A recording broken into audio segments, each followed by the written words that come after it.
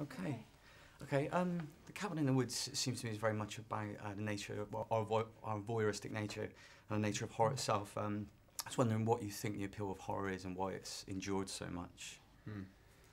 Yeah, well, clearly, I think it taps us into our primal instincts, but it does so in the safety of a theater. And there's something that's fun about that, and experiencing that with a crowd around you. You know, it's safe, but you can still, you know, celebrate our darker sides. Yeah. And there's, you know, I notice when I'm sitting in a theater, there's nothing more fun than hearing everyone scream around you and laugh and cheer all at the same time. And that's the sort of thing that only happens in horror movies. Yeah. Sure.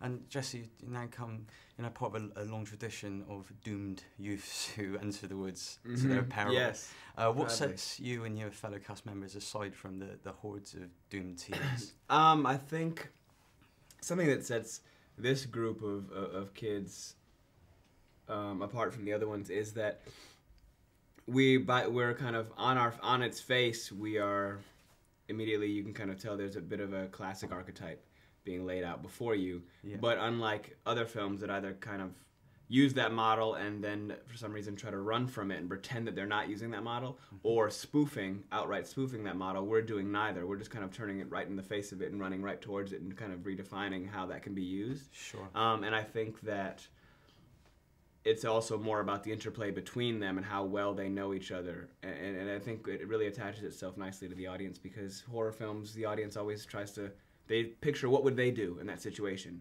Why are you doing that? I mean, that's what you're constantly yelling at the screen. Turn that way. Why? Oh, that's stupid. Why'd you fall? You know, all these things. You're kind of clinging on to something, and these characters give you plenty to grasp onto just in time to kind of take a hard left. Sure.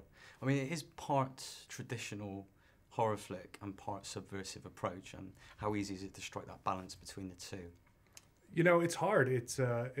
Tone is the hardest part of this movie, and we ask so much of our actors, because our actors are essentially playing two different roles. They're playing a character and they're playing an archetype, and oftentimes they're vacillating between the two things as it's happening. And so we had to look high and low to find people that could do it, because it requires a tremendous degree of difficulty. Yeah.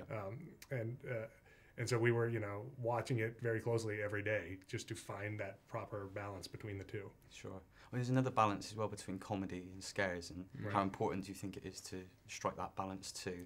And how closely are scares and laughs related, do you think? I do feel like they're very much, you know, opposite sides of the same coin. You know, I've always felt that when people get really scared, they want that release. Yeah. They want to laugh afterwards, that sort of everything's going to be okay. And as a result, things get much funnier when you're in that heightened state of panic. Yeah, sure. You talked a bit about archetypes, and I wondered, Jesse, how happy you were with your archetype, and were there others that you'd like to play, perhaps the fool, the athlete, or the villain? I really loved mine. I thought that's something I really gravitated towards. I think it's gave me an opportunity to kind of play a different part of myself that doesn't necessarily come out, but also people I've known in the past, you know, in school or just mates of mine or whatever. See, I squeezed that in. There you go. That was nice.